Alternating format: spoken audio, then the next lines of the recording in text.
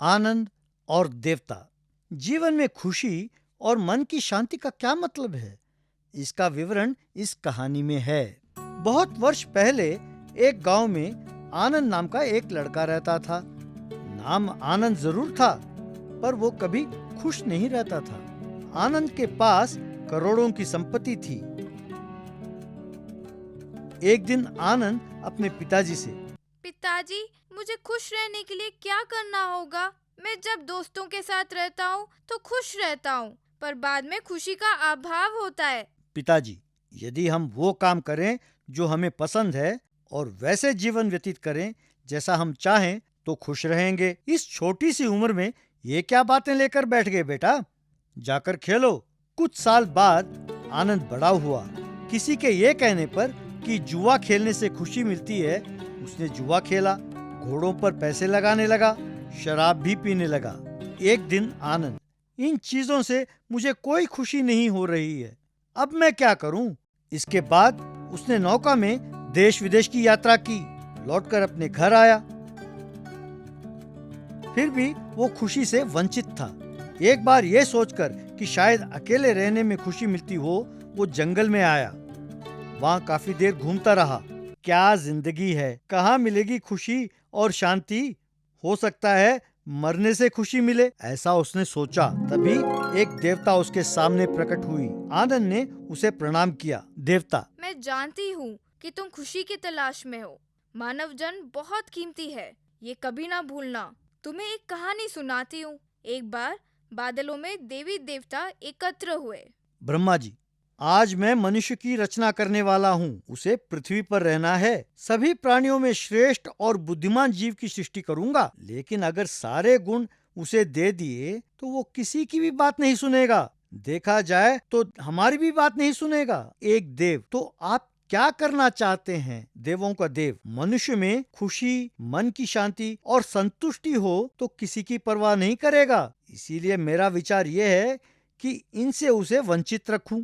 एक देव, बहुत अच्छा विचार है।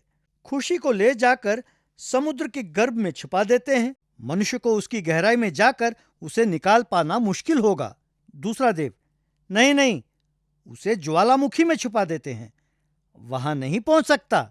इस तरह सारे देवता एक एक जगह की सलाह देने लगे। तब एक देवता, हे देवों के देव, आप ही ने बताया कि मनुष्य बहुत बुद्धिमान है, तो अपनी बुद्धिमानी से वो उसे ढूंढ ही निकालेगा, चाहे कहीं भी छिपा दें। इसीलिए उसे उसी में छिपा देते हैं। वो उसे बाहर की दुनिया में ढूंढता रहेगा, इस बात से अनजान कि वो उसी के अंदर है। तब सबने ताली बजाई।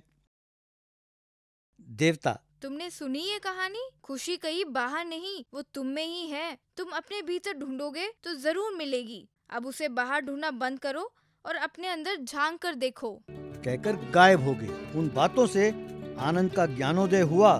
तब से आनंद खुशी और मन की शांति से जीने लगा। तो बच्चों, खुशी बाहर नहीं, हमारे भीतर है।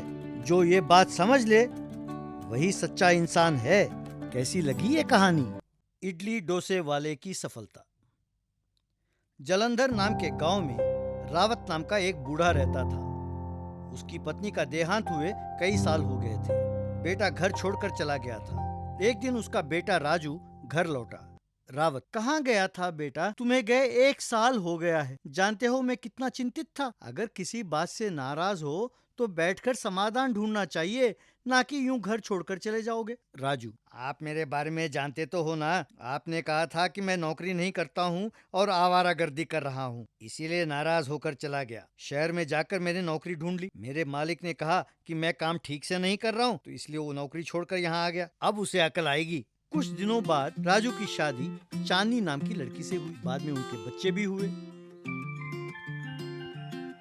एक दिन राजू इडली का प्लेट लेकर, चांदनी, कितनी बार कहा है कि मुझे इडली डोसा पसंद नहीं है। मेरे बात की तुम्हें जरा भी परवाह नहीं, पति का सम्मान नहीं करती। चांदनी, इतनी बड़ी बातें क्यों कर रहे हो जी? बच्चों को और बाबूजी को इडली पसंद है, इसीलिए बनाया है। हमेशा की तरह आपके लिए अलग नाश्ता बनाया है। रुको, मैं अभी लाती हूँ। राजू, मैंने मना किया था ना कि घर में इडली डोसा नहीं बनेगा। जानती हो तुम इडली डोसा कितना बेकार बनाती हो। पास ही रावत, बेटा तुम्हें पसंद नहीं है इसका मतलब ये नहीं है कि सबको पसंद नहीं है। वैसे भी तुम्हारे लिए एक अलग नाश्ता बनाया है ना, फिर क्या तकलीफ। ये बात सुनकर राजू गुस्से में प्लेट फेंक कर चला गया। शाम तक जब वो नहीं लौटा तो रावत, जिसका डर था वही हुआ, वो रूठकर घर से चला गया। पता नहीं अब कब लौटेगा। चांदनी, मुझे क्षमा करे बाबूजी, शादी के दिन ही आपने उनके बारे में सब कुछ बता दिया था। मैंने भी बहुत कोशिश की कि उनको नाराज ना करूं, पर आज वो मेरे कारण ही घर छोड़कर चले गए। कहकर दुखी हुई। इस तरह एक महीना बीत गया पर राजू नहीं लौटा। राजू के जाने से घर में तंगी आ गई। उसका बेटा, माँ भूख लगी है, कुछ खाने को दो ना। चांदनी, हे भगवान, ये कैसी परीक्षा है, बच्चों को 2 वक्त का खाना भी नहीं दे पा रही हूँ। अब मैं क्या करूँ। रावत, मैं बूढ़ा हो गया हूँ ना बेटा, इसीलिए कोई काम नहीं कर पा रहा हूँ। मुझ में कमाने की शक्ति नहीं है, क्षमा करो बेटा। तब चांदनी, बाबूजी, अगर हम ऐसे ही रहे तो भूखा मरना निश्चित है। मैं कल से इडली डोसे बनाऊंगी और बेचूंगी। आप तो जानते ही हो ना कि मेरे पिताजी होटल चलाते थे। मैंने उनसे खाना बनाना सीखा है। मैं अपने जेवर बेचकर व्यापार शुरू करती हूँ। अगले दिन एक रेडी को धकेलते हुए, इडली डोसा, गरम गरम इडली, गरम गरम डोसा, मसाला डोसा, कहते हुए वो जा रही थी। धीरे धीरे एक एक करके लोग उसके पास आकर खरीद कर खाने लगे। पहले दिन की कमाई देखकर वो बहुत खुश हुई। उन पैसों से दाल और चावल खरीदा।